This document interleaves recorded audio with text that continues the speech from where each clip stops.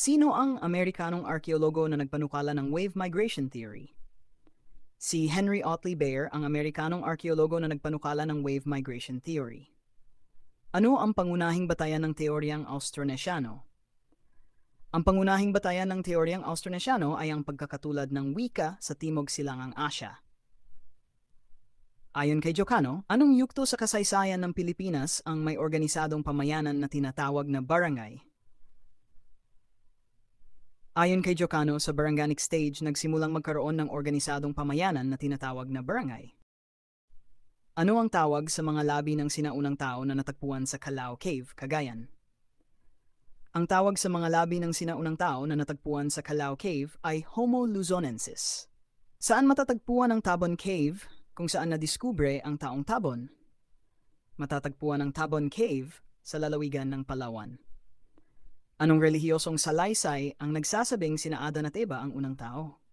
Ayon sa Kristyanismo, sina Adan at Eva ang unang tao. Sa alamat ni na Malakas at Maganda, saan sila nagmula?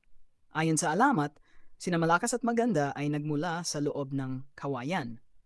Anong imbensyon ang nagpapakita ng katalinuhan ng mga Austronesian na nakaambag sa kanilang malawak na paglalakbay? Ang bangkang may katig ay isa sa mga imbensyong nagpapakita ng katalinuhan ng mga Austronesian sa paglalakbay sa karagatan. Anong pagkakaiba ng teoryang Austronesiano ni na Bellwood at Solheim? Magkaiba ang teoryang Austronesiano ni na Bellwood at Solheim sa pinagmulan at direksyon ng migrasyon. Kung ikaw ay isang arkeologo, anong paraan ang iyong gagamitin upang matukoy ang edad ng mga buto ng sinaunang tao? Bilang arkeologo, gagamitin ko ang carbon dating upang matukoy ang edad ng mga buto ng sinaunang tao.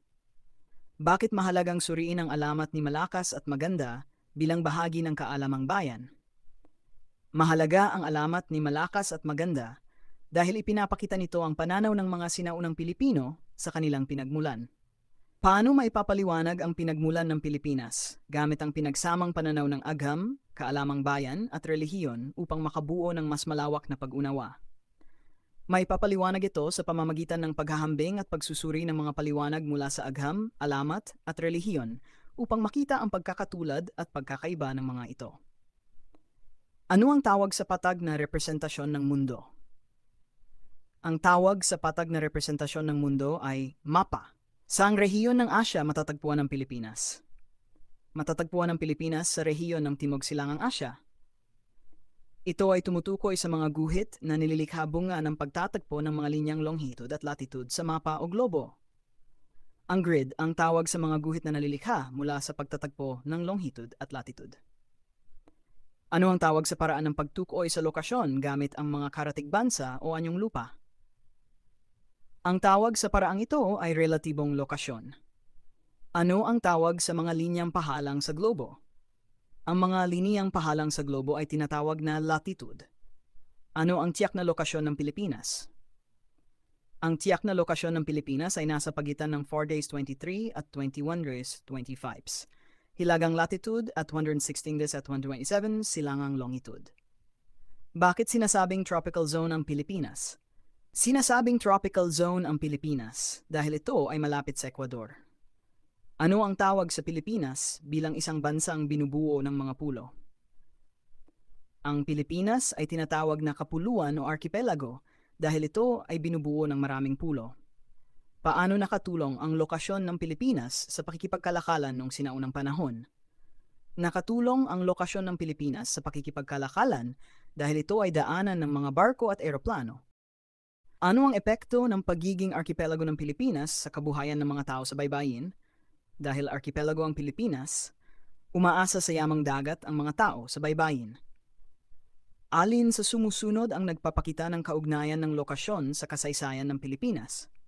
Isa sa mga halimbawa ng kaugnayan ng lokasyon sa kasaysayan ng Pilipinas ay ang pagdating ng mga mananakop tulad ng Espanyol at Amerikano. Bakit naging mahalaga ang lokasyon ng Pilipinas sa pananakop ng mga Hapones? Naging mahalaga ang lokasyon ng Pilipinas sa pananakop ng mga Hapones dahil ito ay malapit sa mga bansang kalaban nila. Bilang mag-aaral, paano mo mapapahalagahan ang lokasyon ng Pilipinas sa konteksto ng kasaysayan at pandaigdigang ugnayan? May papakita ko ang pagpapahalaga sa lokasyon ng Pilipinas sa pamamagitan ng pag-unawa sa papel nito sa paghubog ng kultura at ugnayan sa ibang bansa.